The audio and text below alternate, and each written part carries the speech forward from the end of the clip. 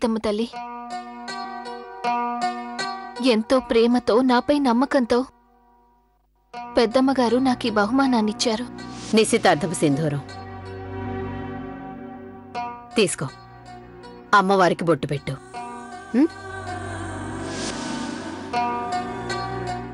కానీ దీన్ని నేనెలా స్వీకరించను? నేను దీనికి అర్హురాల్ని కాను. నేను అబద్ధాలు చెప్పి ఆవిడ నమ్మకంతో ఆడుకుంటున్నాను.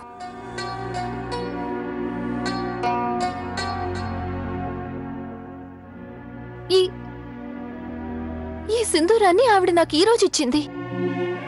ఇదేగా నేను కన్న కల, నేను కోరుకున్న వరం. నేనెవరినైతే పెళ్లి చేసుకుంటానో అతను పెద్ద పట్నం నుంచి వస్తాడు, అందంగా తెలివైన వాడే ఉంటాడు.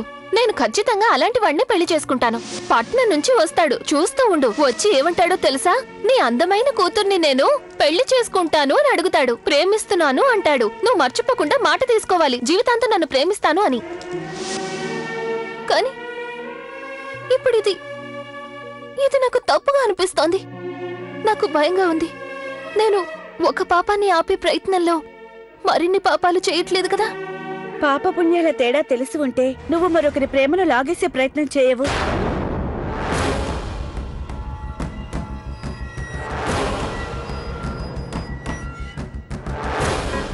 సీతమ్మ తల్లి ముందైనా సరే కనీసం నువ్వు నీ స్వార్థపు ఆలోచన బయట పెట్టావు.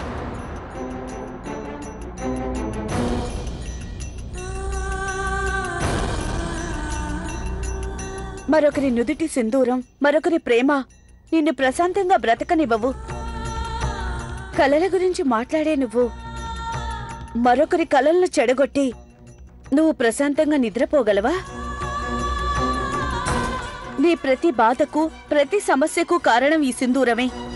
దాన్ని నువ్వు నా నుంచి లాగేసుకున్నావు. అయినా మించిపోయిందేం లేదు. నా హక్కుని, నా ప్రేమని, నా సింధూరాన్ని నాకు తిరిగిచ్చేయి.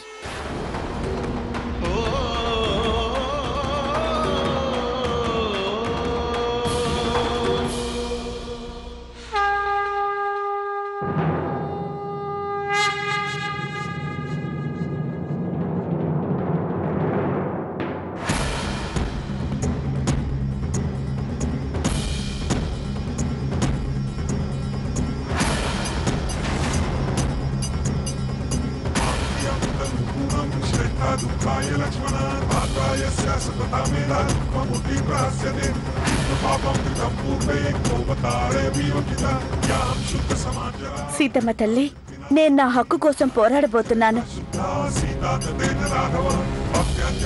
మీరు ఈ సత్యానికి సహకరించక తప్పదు. ఆ సత్యం నా ప్రేమ.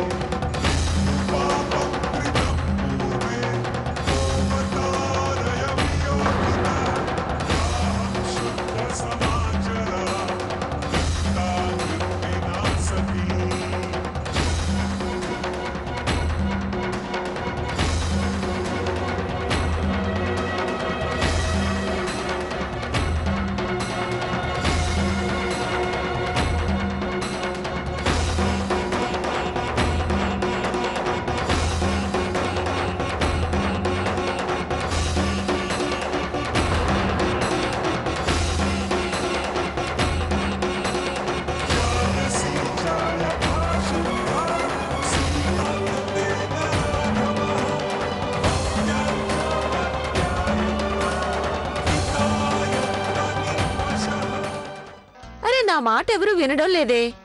అత్తయ్య గారు ఒక్కసారి నా మాట విన్నంత మాత్రాన ఆవిడకొచ్చే నష్టం ఏంటంట? అత్తయ్య గారికి మీరేం చెప్పాలనుకుంటున్నారు? అది ఇప్పటిదాకా నాకు గుర్తుంటాయా ఏంటి? ఉల్లిపాయలిటివ్వండి. ఒకరిని మించిన వాళ్ళు ఒకరిక్కడ. నన్ను ప్రేమగా అన్నీ అడిగి తెలుసుకుని తర్వాత అత్తగారికి అన్నీ చెప్పి నేను పొందాల్సిన మెప్పును కూడా తనే పొందుదాం అనుకుంటోంది. ప్లీజ్ ఆదిత్య, అమృత, అక్కడ సుగుణ ఉండదు, నువ్వు ఇచ్చిన ప్రమాణం ఉండదు. మన మధ్య కేవలం మన ప్రేమే అమృత ఉంటుంది. రిలాక్స్. ప్లీజ్ ఆదిత్య, మనం వెళ్ళిపోతాం. అమృత రిలాక్స్. ప్లీజ్. లేదు, నువ్వే నా మాట విను ఆదిత్య. అమృత మనం రిలాక్స్. వెళ్ళిపోతాం ఆదిత్య, నువ్వు వచ్చేయ్. నేను చెప్పేది విను. నువ్వివన్నీ ఎలా మౌనంగా భరిస్తున్నావు? నేను భరించలేను బాబు. అసలు మనకు అడిగే హక్కుంది. నాకేం అర్థం కావటం లేదు. మీరు ఏ హక్కు గురించి మాట్లాడుతున్నారు? అదే ఈ సుగుణ తన తీయని మాటలతో అత్తగారిని బుట్లో వేసుకుని కాకాపడుతోంది. మరి చూడండి, అదొచ్చి 2 రోజులు కూడా కాలేదు, అప్పుడే అత్తగారి మెప్పు పొందింది. నీకు తెలుసా, నేను ఎన్ని సంవత్సరాలుగా ఏ హారం కోసం కాచుకొని ఉన్నానో ఆ హారాన్ని అత్తగారు సుగుణకి ఇచ్చేశారు. నువ్వే చెప్పు, ఈ ఇంటికి పెద్ద కోడళ్ళం మనం. అప్పుడు ప్రతి వస్తువు పైన ఈ ఇంట్లో మొదటి హక్కు మందే కదా. నేను ఒప్పుకుంటున్నాను, నువ్వు నేను అంతగా పట్టించుకోవనుకో. అయినప్పటికీ ఇది మనిద్దరి సొంత విషయం కదా. ఆ కూరలిటివ్వండి. అయినా దీనివల్ల మరొకరు లాభం పొందకూడదు కదా. అలా జరిగితే నేను భరించలేను. అసలు ఈ ఇంట్లో మనకింత అన్యాయం జరుగుతుంటే మనమందరం కలిసి ఒకటవ్వాలి సుగుణని వ్యతిరేకించడానికి. లేదంటే అత్తగారు సుగుణ మీద ఇష్టంతో మనకి చెందాల్సినవన్నీ ఆ సుగుణకి ఇచ్చేస్తుంది. అరే, సేవలు మనం చెయ్యాలి, సిరులు సుగుణ పొందాలా? ఈవిడికి ఎవరు అర్థమయ్యేలా చెప్తారు? నా దృష్టిలో వస్తువులకు ఎలాంటి విలువ లేదని. ఏదో రకంగా సుగుణ ఆదిత్యల వివాహం జరగాలి. ఆ తర్వాత మా వారు నాకు దగితే చాలు. నా దృష్టిలో అన్నిటికంటే గొప్ప సంతోషం, విలువైన ఆభరణం అదే. సుమ పెట్టే నిప్పుకి రివ్వ అగ్గిలా మండుతుందనుకున్నాను. ఆ మంటతో మా ఆదిత్య నుంచి సుగుణ అనే పీడ కాలిపోతుందనుకున్నాను. కాని తనకు తన ఏడుపు గోలతోనే సరిపోయింది.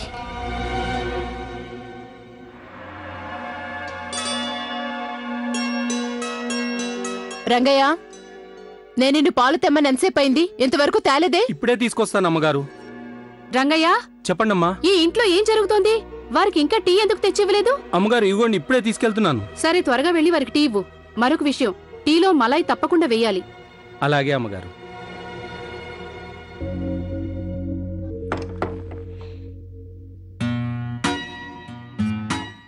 ఇది చూడు.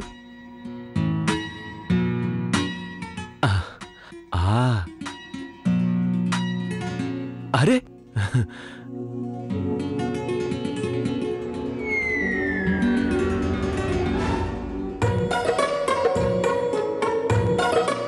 ఏ మిస్టర్, నమస్కారం. నమస్కారం. మీరెవరు? ఎవరిని కలిసేందుకు వచ్చారు? మేము మా సుగుణని కలిసేందుకు వచ్చాం. సుగుణనా? సుగుణతో మీకున్న సంబంధం ఏంటి? అరే, మేం చాలా గర్వంగా చెప్పగలం. తను మా జమీందారిని గారు ఎలాగైతే నేను సుగుణ కోసం పనిచేస్తున్నానో వీళ్ళు కూడా అలాగే పనిచేసేవాళ్ళు. నేనే వాళ్ళని రమ్మన్నాను. అక్కయ్య. నోరు మూసుకో. మీతో మాట్లాడాలా నేను జమీందారిని గారికి జవాబు చెప్పాలా? అది బంగ్లాలో పెళ్లి జరుగుతుంది కాబట్టి బోలెడన్ని పనులుంటాయి. అందుకని మరో ఇద్దరుంటే బాగుంటుందని. అది నేను అత్తయ్య గారికి చెప్పొస్తాను. అక్క, మీరు ఇక్కడికి ఎందుకు వచ్చారు? బాగుందక్క, బాగుంది. మేమిక్కడికి సుగుణని ఆశీర్వదించేందుకు వచ్చాం. తనను మేము చూడకముందే వెళ్ళగొడుతున్నావు. సుగుణకు మీ ఆశీర్వాదం అవసరం లేదు. మీరు ఇక్కడి నుంచి వెళ్ళి. వదినా,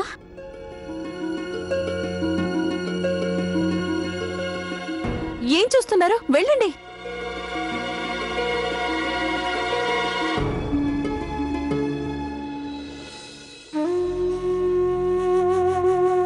నేను త్రివిక్రమ్ గారి భార్యని.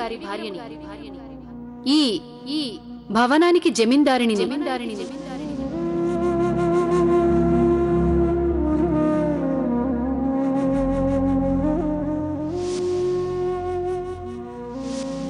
వదిలేండి మా అమ్మాయిని. వదిలేండి, అమ్మాయిని.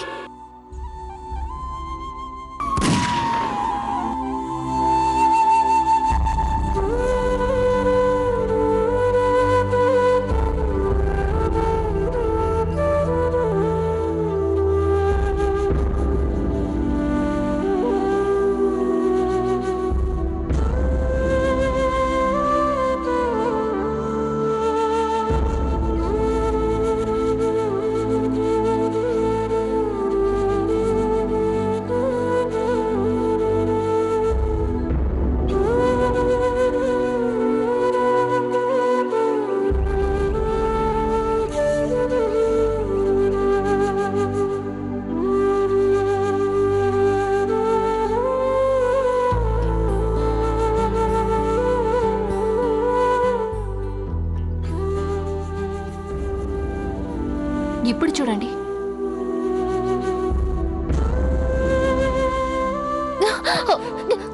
ఏమిటా పరిస్థితి కూడా? నీకేమైనా మతిగాని పోయిందా ఏంటి? ఇలా ఇవ్వు.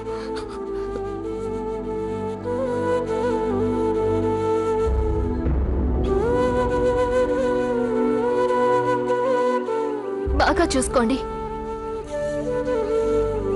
ఇప్పుడు నేను మీ పేరుని నా అరచేతిలో ఉన్న రేఖల నుంచి నా జీవితంలోంచి శాశ్వతంగా తుడిచేశాను నేను. తన సౌందర్యంతో నీ కళ్ళకు గంతులు కట్టి పడేసింది. అందుకే నాకు కనిపించే నిజం నీకు కనిపించడం లేదు. తన నిజాయితీలో నిజం లేదు. తన అమాయకత్వం వెనుక ఎలాంటి స్వార్థం లేదని చెప్పడం అంత అబద్ధం.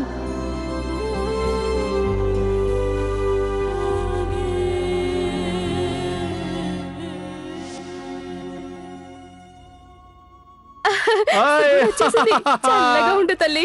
మీరిద్దరూ ఇక్కడ? అరే మేం కూడా నీకు బాగా కావలసిన వాళ్ళవని గుర్తు చేయడానికి వచ్చాం. సంతోషం, నువ్వు గుర్తు పెట్టావు. లేదంటే మా మనసు ముక్కలైపోయేది. నువ్వు అసలే జమీందారు గారిని కోడలేవు కదా. ఇక ఆ తర్వాత హంగు ఆర్భాటాలతో వస్తే ఎవరు అత్త ఎవరు బావ? ఎందుకలా మాట్లాడతావు? మన సుగుణ అలాంటిది కాదు. తనకి బంధువుల గురించి బాగా తెలుసు. మీరిద్దరూ ఇక్కడేం చేస్తున్నారు? ఎవరైనా చూస్తే గందరగోళం జరుగుతుంది. దయచేసి ఇక్కడ నుంచి వెళ్ళిపోండి. ఎంత అందంగా ఉంది, ఎంత ఖరీదై ఉంటుందో కదా. ఇలాంటి హారాలు సుగుణకి బోలెడన్నొస్తాయి. మనం తీసేసుకుందామా? అరే నన్ను అడిగేది తీసేసుకో. లేదు లేదు, మీరు దీన్ని వేసుకోకూడదు. పెద్దమ్మ గారు దీన్ని నాకిచ్చారు. ఇక్కడేం జరుగుతోంది సుగుణ?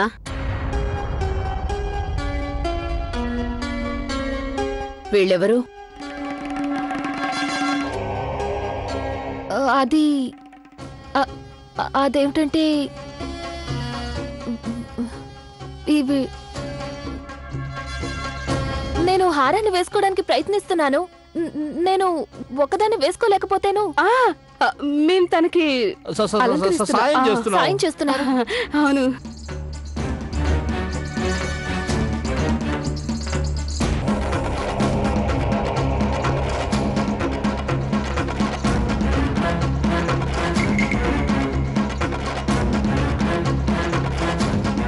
నన్ను పిలిచుండాల్సింది కదా.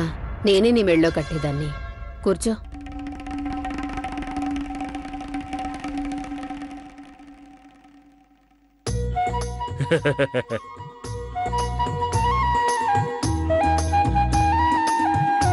అరే ఎంత అందంగా కనిపిస్తుంది మన సుగుణ. చాలా ముద్దుగా ఉంది కదా జమీందారిని గారు. ఇప్పుడు చెప్పు, ఇంతకీ వీళ్ళెవరు? మేము భూషణ్ పిలిపించాడా? అవునండి. ఆహా, అది నేనే చెప్పాను భూషణ్ కి. సాయానికి కొంతమందిని పిలిపించు. పెళ్లి జరిగే ఇల్లు కదా, చాలా పనులుంటాయి. వంట చేయడానికి, మిగతా పనులు చేయడానికి మనుషులు కావాలి కదా. అవును. జమీందారణి గారు, మీరు ఏ పని చెప్పినా శుభ్రంగా ఖాళీ చేసి చూపించేస్తావా? మరి మీరు పని చేయకుండా ఇక్కడేం చేస్తున్నారు?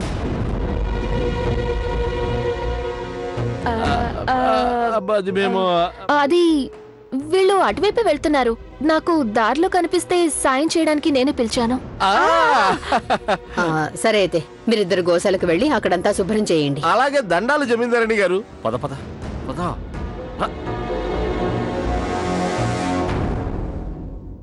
ఈ హారం వేసుకున్నాక నువ్వెంత అందంగా ఉన్నావో నేను నీకు పేరు పెట్టానుగా, బంగారం అని.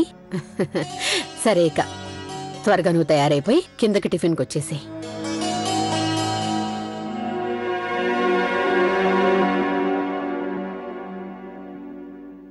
వదినా,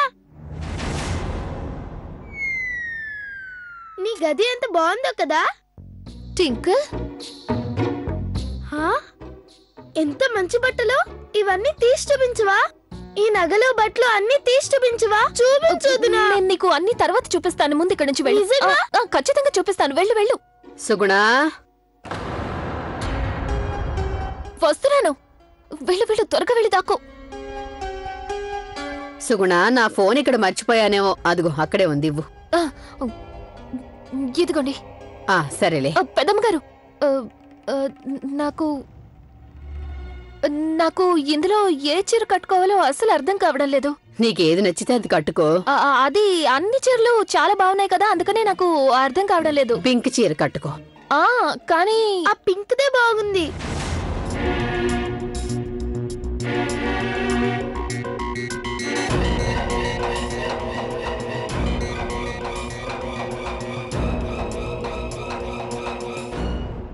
ఈ అమ్మాయి ఎవరు? నేను టింకిల్ని.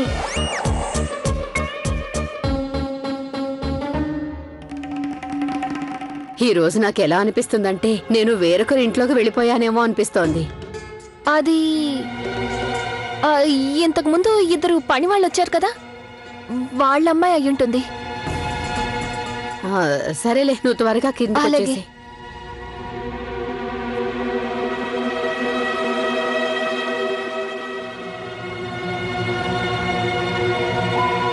నిజానికి నాకు అన్నీ అర్థం అవుతాయి, కానీ ఇదెందుకు అర్థం కావడం లేదు? ఈ బంగ్లాలో కొత్త నాటకం ఏదో మొదలవుతోంది. కింద ఇద్దరు, ఇక ఇక్కడ ముగ్గురు. అరే భగవంతుడా, ఈ లెక్కేదో అర్థం కాని గొప్ప పన్నాగంలా ఉంది. అయ్యో, ఈ గోలలో పడి నేను అత్తగారికి అమృత ఆదిత్యల మధ్య విషయం చెప్పడం మర్చిపోతాను. ఆ ఏర్పాట్లన్నీ పూర్తయ్యాయా? రేపు ఉదయానికల్లా పూర్తవుతాయి అమ్మగారు. సరే, మంచిది. ఇదే సరైన సమయం అత్తగారితో మాట్లాడేందుకు. అరే సుగుణా, రా, ఇలా వచ్చి నా పక్కన కూర్చో.